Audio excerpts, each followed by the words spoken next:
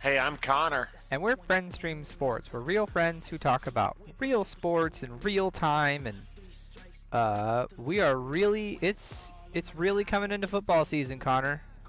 Oh my goodness, there are so many great things to consider as it relates to football season.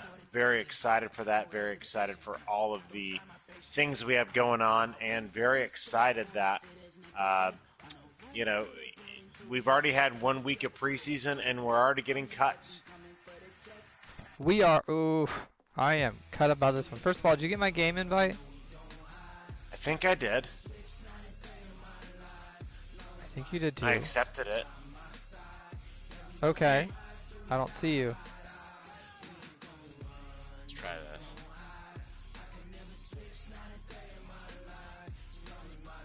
Oh, did you get it? Well, you must first leave this lobby and online hub. Okay, once you leave. Okay. So I think I need to leave the session, and then it's going to take me to By the way, session. shout out to new follower 4 Gathers is following us. They started literally right now, so we appreciate you. And also, big shout out to Steven the Steady is back. I'm gonna send another invite, Connor, and you join in. Let's first leave the online hub. We're just gonna do this thing here. Just going back to the main menu. Yeah, I'm going back to the main menu. Yeah. Okay. Main menu. Right? Steven is back to back again. Hey Steven, how you doing? Oh man. When Steven and I were in college, for those that don't know, Steven the Steady and I went to college together. There was this video that showed all of Georgia Southern's championships, and they went back to back championship winners, and then they went back to back again, and the again took up the whole screen. So it was a huge moment for us. Steven says he's doing great, Connor. Good. Okay, so many boom. backs. How many backs does it take to go back to back to back to back? It's not how many backs, it's how many agains does it take. Oh, okay. Alright. Oh, this version of the Chargers is way worse than what I saw. Alright, I don't want to be the Chargers. I'm going to be the Dolphins. So Alright, well then I am going to be the Chargers. That's going to come into play later for our viewers and audience out there. Alright, mine is also going to go into play. So here's what we've got. Cuts and changes. Tim Tebow got cut, and I'm sure people out there saw the Tim Tebow bit where he attempted to block and fell, and please was it even really explain an to me, attempt, though? It wasn't even an attempt. It was like if it was on a Thanksgiving Day game, it would be the next butt fumble thing. Just someone out there, please explain to me how someone who's never been a tight end called up their old and got to go through training camp and got to go out there and have experience and got to be on the field and do all this stuff. And I know that people in the NFL were a little bit lit up about it when it happened, and I thought of it as a ploy of Urban Meyer just trying to get some leadership in his locker room. But how do you go and be that bad? I mean, I know how you're that bad. You didn't know what you were doing. But how do you go and fall apart that much to where you get cut after what? We're 2 weeks into the preseason? Yeah, and Rutledge, I think, and you bring up an interesting point, right? Tim Tebow did play tight end, but he was always going to be a fringe player. And I heard an interesting thought, and this was the day after the game, so it was kind of like the day before he got cut. And whoever, I forgot who mentioned this on the radio show, but they said, Tim Tebow was on a grand total of 0 special teams. And if you're a fringe player to not be on any special teams, that's not good. That should make you worried because of the the need that arises from needing to be on special teams. If you're the 52nd or 53rd guy on the roster, you're on punt team. You're on, you're on kickoff. You're on this. You're on that. You're on the other. So, not surprising, but definitely going to be some fodder for the talking heads here, such as us. I mean, yeah, we're going to talk about it, but I will say it's it's something, if you look at it in hindsight, why did we even entertain it? Why did we even discuss it? I know he's a really great individual. He's a really great person. He was a really great college football athlete. Like, he was, when he was on, Florida felt unbeatable until Nick Saban's Bama really started to roll. And that's fine. But there has to be a line somewhere to where someone out there just lets it go. Because if you were going to keep him as a ticket ploy, you're right, put him on special teams or let him do some fringe player stuff. Or, let him do some volunteer work in the city of Jacksonville, which I'm sure would appreciate it. Or do something. But to go and take him and put him out there and then cut him 2 weeks because you need to slim the roster, that to me says there's a lot of other questions. That, of course, they brought him in and didn't think, why didn't you think of this objectively? Why didn't you think about his age? Why didn't you think about his lack of experience? Why did you think about any of this? But instead, we went down this process. This, in a flip, kind of makes you think about when Russell Wilson does this especially. He'll go to, like, Texas, or I think he went to the Yankees training camp, and they'll go to spring training. But spring training in baseball, to me, feels so much different than NFL preseason because you're also plucking out your minor league dudes, and you're shoving everyone in places. Not this mess of this big publicity stunt that gets media. So shout out at least to Trevor Lawrence that he's got that sort of off his back. I watched some of his preseason film earlier in the week. He does not look great, but he's still learning, but you can see frustration in his eyes because he's having to fail for the first time. But we'll get more on that later. So I just wanted to go on this rant of taking up a good chunk of this quarter that it just makes me angry. We're missing some soccer talk, Rutledge. It just angers me that it went as where it did. So there. So that's it. I know we have soccer talk. I want to open up soccer talk with Harry Kane, Connor. He's in the news, and there's talks of some moves. So do you think he'll be off the Spurs? Do you think he's going to go over to Man City? And then how do you think that shakes up the league? I heard another really interesting take about Harry Kane's potential move. And right after I throw this touchdown, I will share that with you. So first off, there's the touchdown. And I heard that, one of the things that's really interesting is that Tottenham Spurs owner Daniel Levy is really trying to thread the needle here as it relates to Harry Kane and his move. If you think about it, Daniel Levy is somebody who's, he's one of those owners who is always wanting to make money with his club, always wanting to save money with his club. Harry Kane, and it's rumored that a Man City move would be about 150 million euro, to make that move complete. And the thought is, if Daniel Levy can move Harry Kane for 150 million, get a good quality striker up front for, let's say, a mere 100 million euro, chump change, and be able to appease the Spurs fans that were, saying, "Oh, we need to go." Oh, Keenan Allen, come on. We need to let Harry Kane see the door. I think that Daniel Levy is going to have at least the Spurs fans on his side. I do think if Harry Kane goes to Man City, first hot take of the night, you could definitely cement Man City in a title race and probably, definitely the early season favorites for champions of the Prem.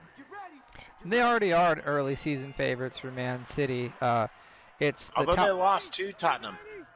They did. The preseason favorites that I looked at on the top four, which was done in a great article by The Athletic, had it in the order of Man City, Chelsea, Man United, and then Liverpool, to which Liverpool's kind of on their way down, but still, that's a pretty strong four teams. I think that's a big statement to put out there. You have, of course, Man City over Chelsea coming out of their Champions League win, but there's a lot of drama, of course, going on in the Premier League, in the Prem, and I'm excited to see it kind of come back and have maybe even some fans back and give a little bit more of an experience. Rutledge, what color do you think the city of Manchester is going to be this year? Is it going to be light blue like the Chargers, or is it going to be a nice deep red like those Kansas City Chiefs? I see it still being blue. I think Man City still holds the cards there. I do not see it first slant of the night. I do not see it going over and becoming a red city yet. I think I think that derby when they play, of course, is always a big deal. I think this year will be even a little bit bigger of a deal, or maybe even a consistent deal. It's a deal, I think, is the point I'm trying to make with this. That, that's my opinion, I'll say it, one of the top at least 5. That's a segment for another show. Sports rivalries in professional sports is the city of Manchester. So, Connor, what color are you painting the city this year? I still think I know we've talked about Messi, so I'm not going to belabor the point. But with that, Pep Guardiola always got a ton of credit in my book. So Manchester City is very strong. They didn't have a great striker for most of last year anyways. Sergio Kun Aguero was hurt. And, so I think that's going to be okay, even if City don't pick up Harry Kane. And I think that they will be able to find a way to create goals and create goal opportunities.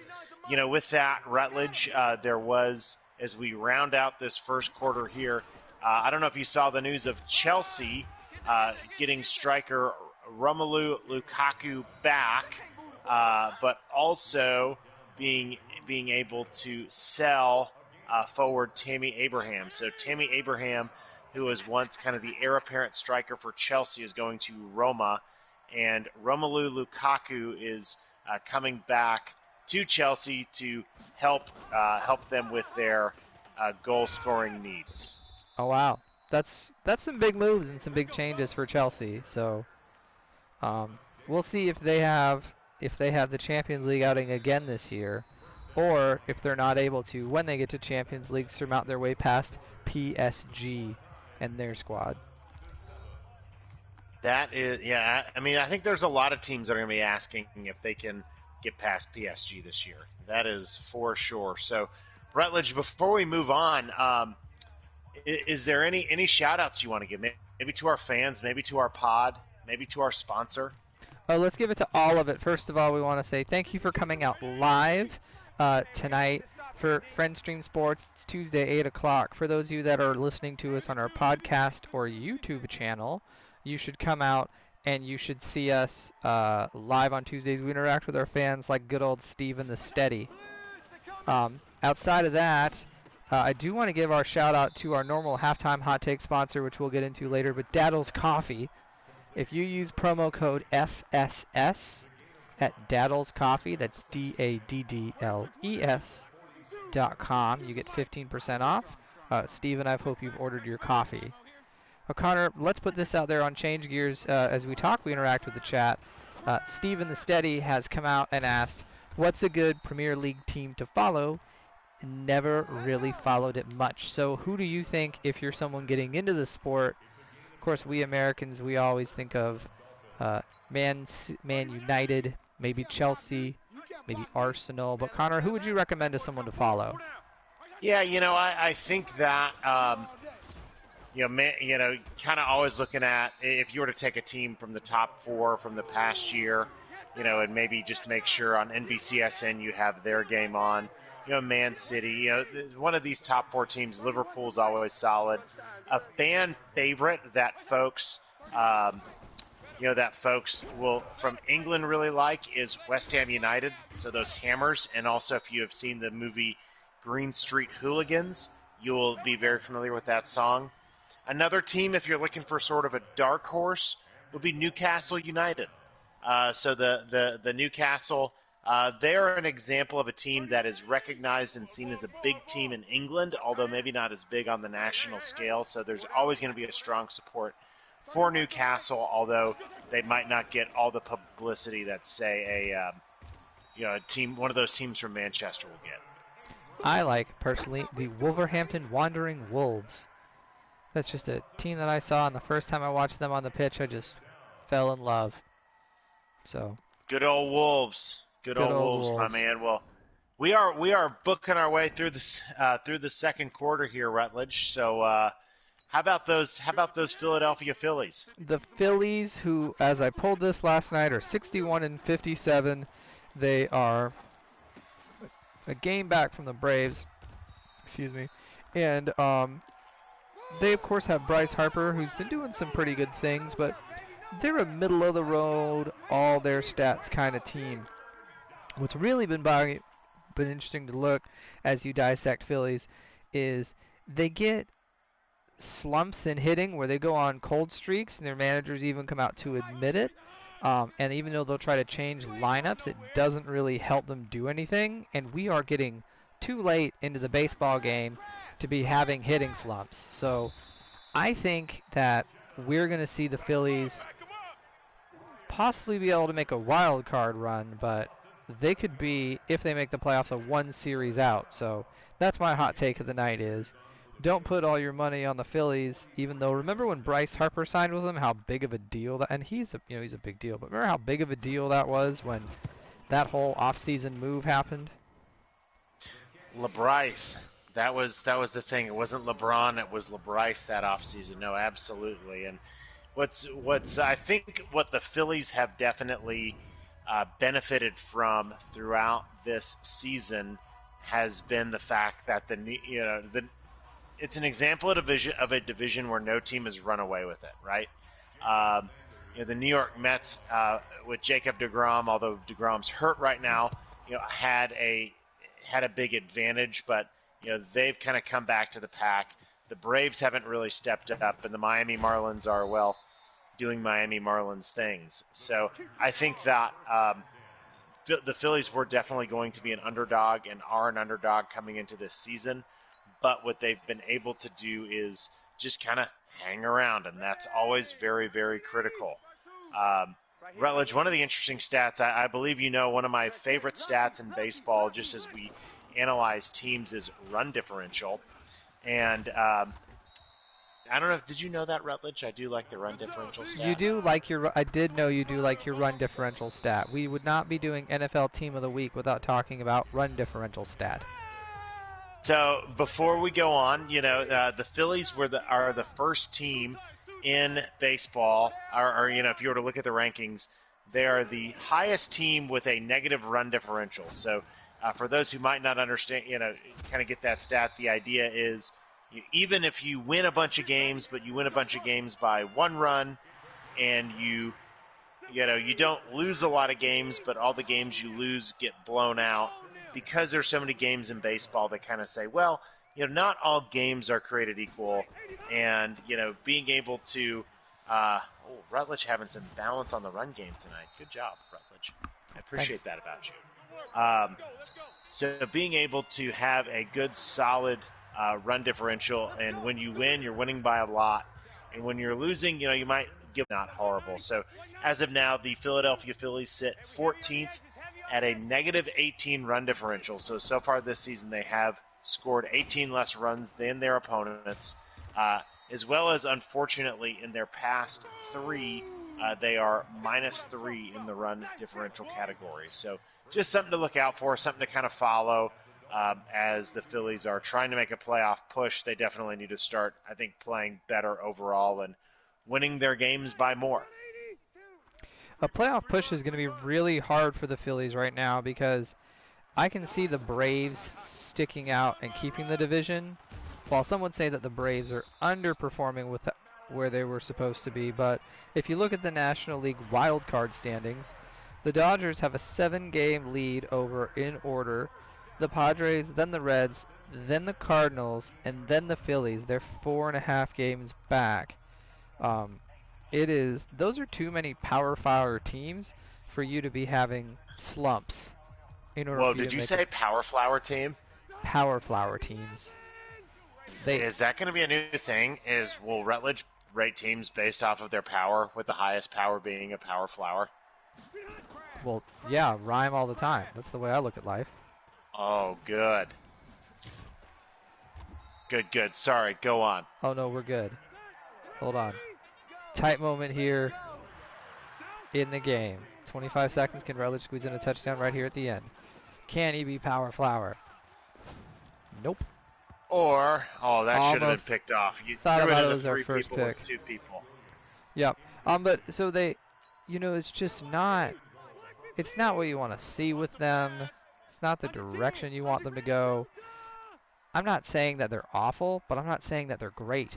And as we're midway into August, you can't be awful anymore in baseball. You got to have it figured out, or else you're just going to power flower yourself into sitting on your couch. For sure, Rutledge. No, that's so. No, I think that they need to generate some power, and they need to. I think their schedule is going to set up for them real nice here coming up. With their next couple of series, with especially with the D-backs. And then with the Nats, right, you got to win your division games. I always think that's really critical. They do have some a few tough series coming up between the Rays and the Padres. Wow, that might not be what you wanted to do. No, that lagged up on me really bad. So we're gonna hope you don't get it out of the end zone. That'd be real sad there, Rutledge. Yeah, no, that one hurt. So, well, maybe we can. I think it might be the Fitz magic here that is working on you. But Rutledge, as we end the quarter, as we get to look at some of the series that the Phillies are going to be playing here over the next few, right at halftime, over the next few games series. How are you going to see some of these series shake out? Maybe tip your pick a little bit, if you will. I think they'll split a bunch with the Diamondbacks. I think the Rays and the Padres will make them lose a lot, by a lot, and I think the Nats will be the good temperature take for them. Thermometer, if you will. Yeah, like a turkey thermometer, like it just pops out when it's done. Will the Phillies just pop out when they're done? I think they will. Wow, that's pretty big. So as we head into halftime, Rutledge, if you give me 1 second, I do need to take a quick sip of our beautiful sip of Daddle's coffee. Oh my goodness, that must be the best coffee. For those of you that don't know, we are sponsored in Halftime Hot Takes by Daddle's Coffee, which is a local hand-roasting coffee company in Winter Park, Florida, and they donate their proceeds to help the King Charles Spaniel, quite a really good dog. Connor, how is that Daddle's Coffee? Oh, Rutledge, that Daddle's coffee is so good, so delicious. And you, our listeners and our viewers and our subscribers, you don't just need to take our word for it. If you want to get your own bag of Daddle's coffee or a great K-Cup, go to daddlescoffee.com, check out the story, great story, and type in the promo code FSS, as in Friends Stream Sports, when you order your bag or bags of Daddle's coffee to get to participate in this great coffee story. So for 15% off, go to daddlescoffee.com, use the promo code use the promo code FSS, and take a sip now and thank us later. Exactly. It's a good cup of coffee. So that brings us to halftime hot takes tonight. The true halftime hot takes of this evening, Connor, is putting it out there, looking at looking at the baseball season. When you think about all the teams that are doing really well right now, who is your hot take on someone that could be in contention for the playoffs that we're going to be talking about? How did you miss this when we get to October? I think that the team that we wrote off early in the season that is making a nice streak and is going to heat up here as our Daddle's Coffee hot dream here is the New York Yankees. I think the Yankees are a team that are putting together some good quality games, putting together some good quality wins. They are in the hunt for a playoff spot. Remember, there's 2 wild cards, and it's not like the AL West or the AL Central is lighting it up. So there is a chance that there's 3 playoff teams from the AL East. So might as well be the New York Yankees. I am going to say that a team that I think is not going to be hot and cool off is actually, I'm going to go very hot take here, and the San Diego Padres.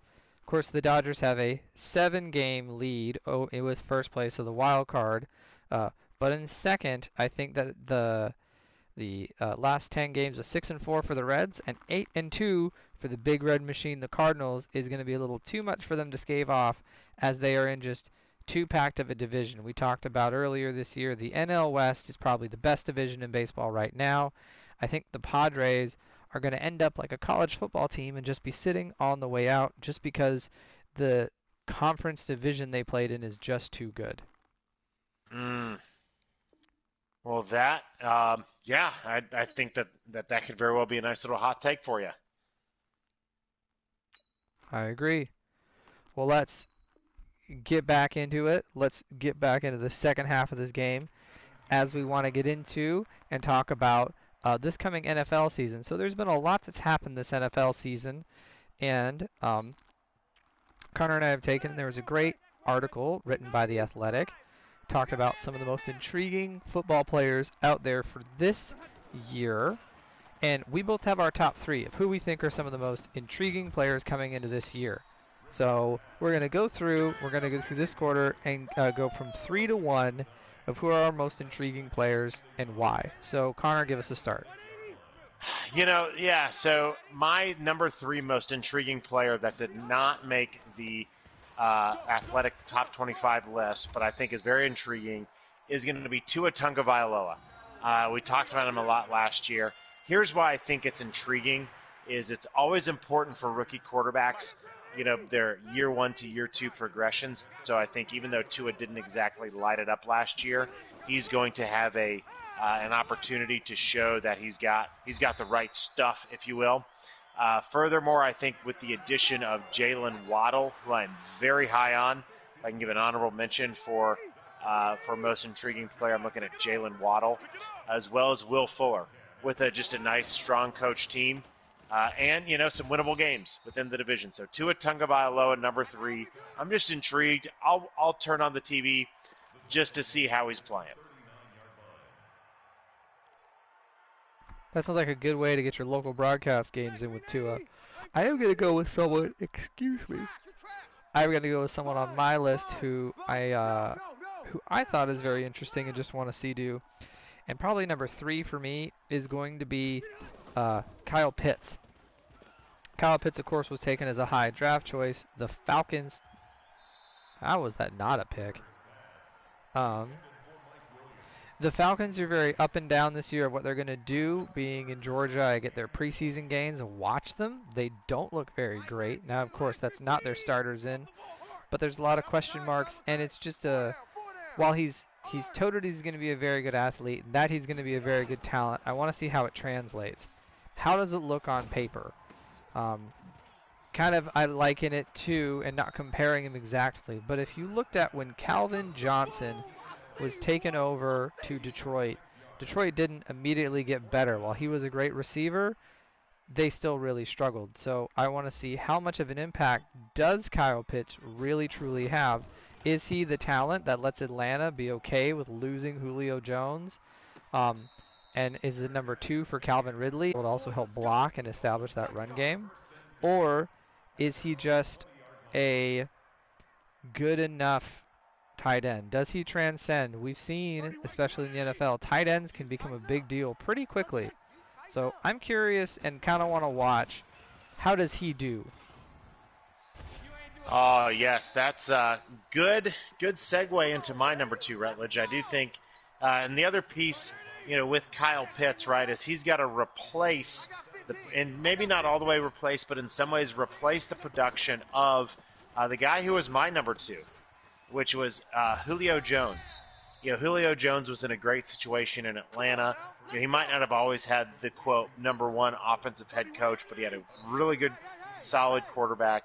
They were very talented at receiver. Matt Ryan could get the ball around. And he had some help, right? He was really good, but he had some help.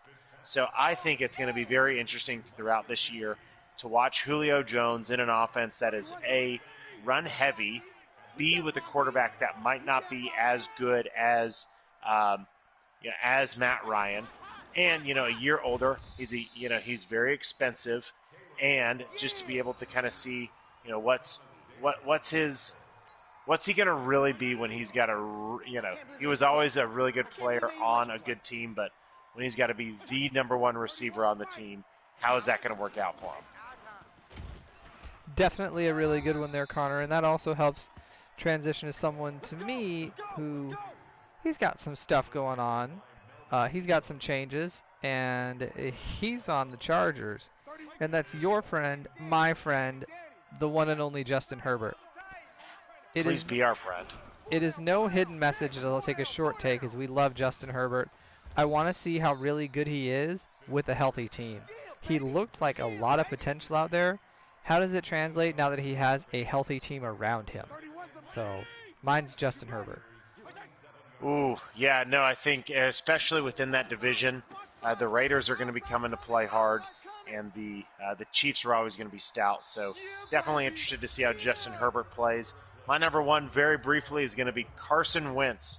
New situation, injured again. Probably the best team within that division.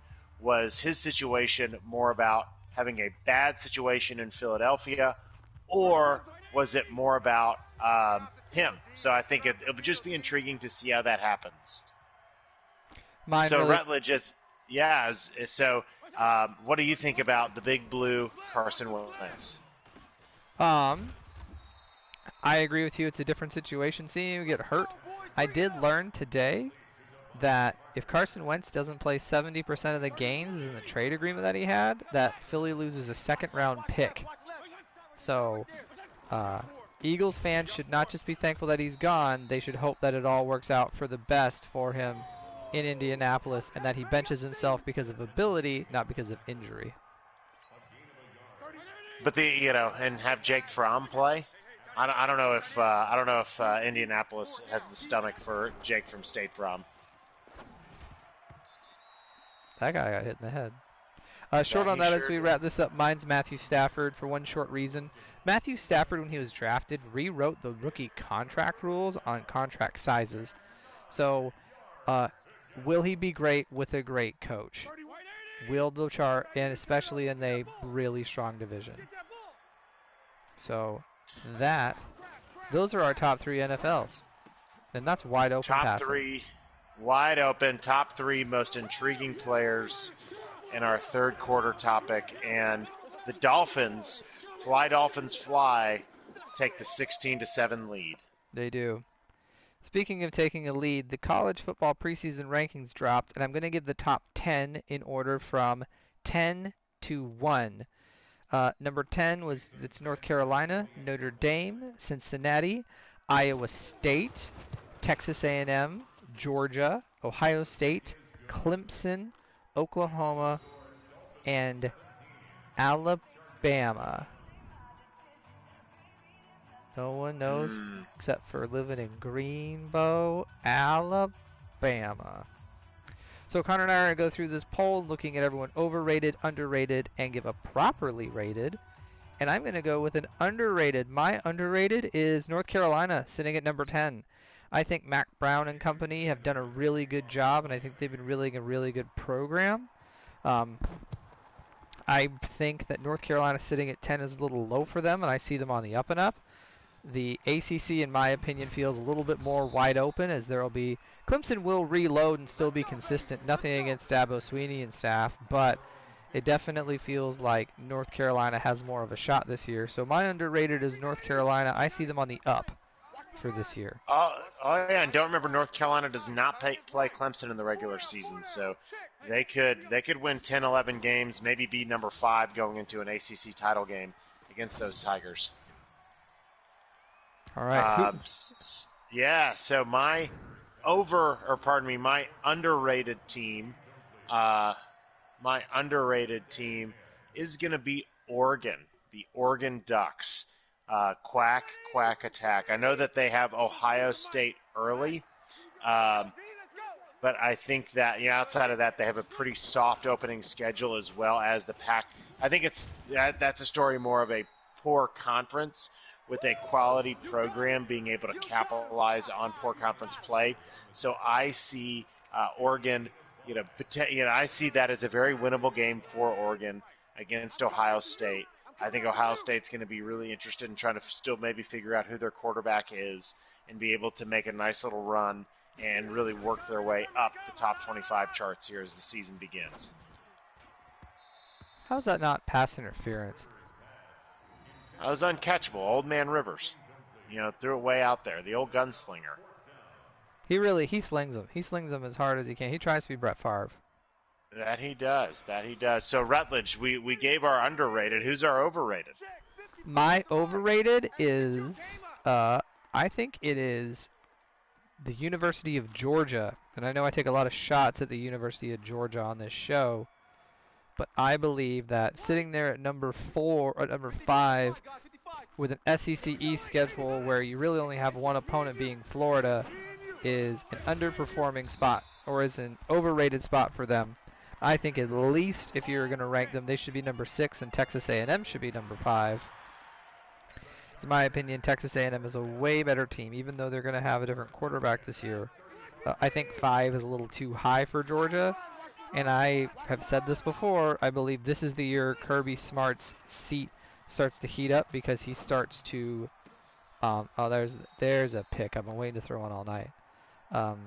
He starts to see things fall apart for him. So I am going to go overrated Georgia. Ooh, yeah, Georgia's always always has a, they're volatile, right? They play horrible, then they put a great run together. So it'll be really interesting to see how Georgia continues to play. My overrated team, I'm going to go a few group of 5s here to finish out. I see Coastal Carolina being overrated, even making it in the top 25. I think that they had a really good year last year, and I know that they've got their rookie quarterback. But, being from Orlando and getting to watch, group of 5 teams play, I think that last year Coastal Carolina was able to sneak up on some folks, not just with their play, but with their, with their energy, and be able to get a lot of great wins. I see more teams getting more ready for Coastal Carolina. I don't know if you know this, Rutledge, and this is maybe a little peek into spring football on the college level. You'll have days that will be like Coastal Carolina Day. So there'll be film sessions that talk about, okay, here's what we're doing, and here's what Coastal Carolina is going to have to really help you get ready. So I think there's going to be more teams really gunning for Coastal Carolina here. And that's going to be an issue for them. So out of there's 2 Sunbelt teams, and as a Sunbelt alumni, it makes me happy to see. But who do you think is more overrated out of the Sunbelt? Louisiana's Ragin' Cajuns or Coastal Carolina's Chanticleers? Because they're both neck and neck in the polls. I would say that Coastal's probably still going to be overrated just because of kind of their prominence, right? There's going to be I think there's going to be a lot of players that are going to say, those guys aren't any better than us, and are going to really hone in and try to make Coastal Carolina be a team of just hype. We'll take that. Last we have, who do we have as properly rated? Rutledge, go right ahead. My properly rated is, when I look at it, mine, and as I stare at it some more, I'm still going to keep it. My properly rated is Penn State at 19. And James Franklin's doing a pretty good job. They're a consistent Big 12, be in there, boost strength, but definitely will beat a lot of teams' team. I think having them in the bottom half of the polls is a great place to put them. I do not see them as being a... you tried to make that Harvard magic run. I do not see them as really climbing any further than maybe 15. I don't see them as leading the way in the Big Ten, which we know is Ohio State's conference, even when they don't win it. But I have them 19. I wouldn't leave them out. So I think that's a proper spot for Penn State to sit. No, I hear you, and I think that's a great spot for them. And as we get to close out here this evening, your linebacker made a great tackle on my running back. That's because Mr. Perriman was not blocked. Linebackers always make great plays when they're not blocked. My properly ranked team is going to be here at number 8, the Cincinnati Bearcats.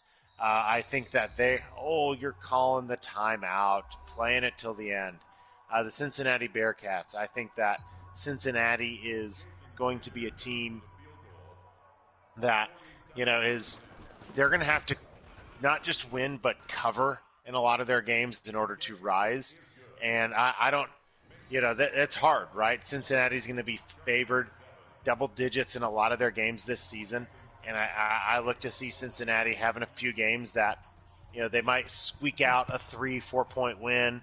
Then folks say, oh, we shouldn't have them this high, because they might have squeaked out a 3-point win against, another Tulsa, another AAC team. Definitely going to be a wild one. How do you feel about Texas being 21? All hype. It's Sam Ellinger's gone. I think that I'm never that all about Texas. I mean, they've won 3 Big 12 titles ever. So, you tell me. Oklahoma has way more so dominated that conference. So, Texas, the huge brand, it's kind of like the beginning of the season, maybe overranking a Georgia, maybe overranking a Notre Dame. Texas can definitely fall into that, into that sphere. Yeah, I agree with it. I think I'm sure that Steve Sharkesian, as I like to call him and type him, is going to do great. But 21 felt a little too much. You got to earn your way up. No doubt, Rutledge. So, another good win for the con man tonight. Carter takes it again. I'm getting bad at this. We need to get, maybe once we start playing some FIFA or some Madden 21, that'll help even the playing field a little bit. I think it will. Maybe we get some more updated rosters. Speaking of updates, it's time to do our picks. I want to go first with NASCAR. This Sunday, the NASCAR is going to be at the Firekeepers Casino 400 at Michigan International Speedway. One of those big tracks. Connor, who are you going to take to lead the way at Michigan? In Michigan, I'm going to say Denny Hamlin. I am going to say Kevin Harvick. Oh, all right.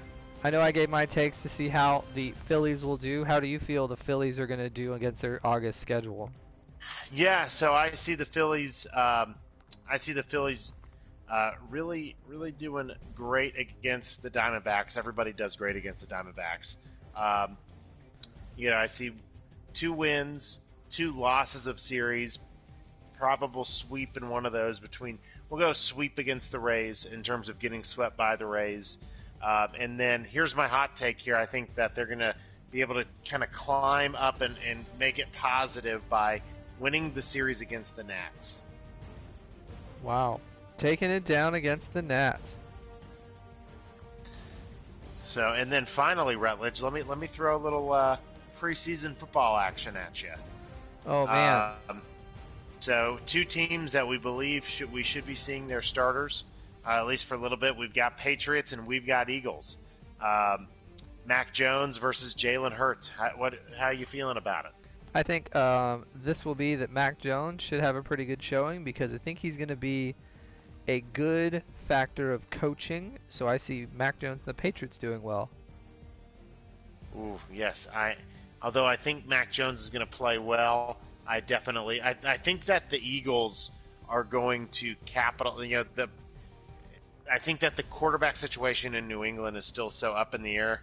People like Cam, but maybe they understand that he might have a lower floor than Mac Jones. And from everything I've heard out of Eagles camp, folks are really rallying around Jalen Hurts. So I see the Eagles maybe come in a little bit more swag and put it to the Patriots. So here's another one I want you to pick. Monday, August 23rd at 8 o'clock on ESPN. The Jaguars are at the Saints. Who looks more put together on Monday, August 23rd? Oh, gosh. Neither team. Can I pick neither team? I think that we're going to really see the value of Drew Brees this season by the fact that he's not playing. I mean, the Jaguars have a horrible roster, so just because of that, I think that the Saints are going to have more quality players and be able to win that one. I think you're going to see better play out of the Jaguars in that you're going to start to see some things turn the corner. I have some reason I trust Urban Meyer's staff. I think they're going to slowly figure it out. So I'm actually going to go Jaguars on this one. Well, we need to make sure to bring that up next week, see how our different NFL picks go. We will. Until then, want to say thank you to everyone coming out. Thank you for listening. Make sure to subscribe to us on YouTube. Follow us on Twitch. Drink Daddle's Coffee. FSS 15% off. Once again, thank you to Steven the Steady for always being here for us. Connor, anything before we sign off for the night? Let us always remember that sometimes you don't know what it is when it comes to sports, but it's always good to appreciate when you see a team that has it. Beautiful. Well, for that, I'm Rutledge. And I'm Connor. And have a great night.